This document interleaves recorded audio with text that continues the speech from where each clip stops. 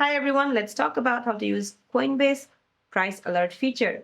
So to use this feature, head to your Coinbase app and then log into your account. Once you're logged in, tap the 9-dot menu tab at the top left corner of your screen, then select accounts and settings, and then tap notification settings.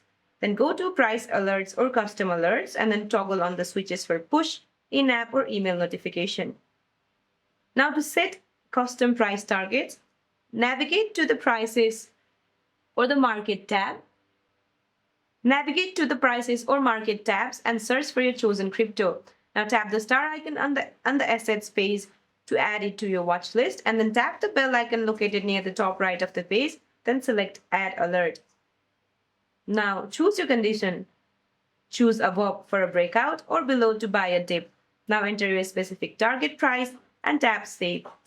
So that's it for this video, guys. I hope this video is helpful. See you in my next one.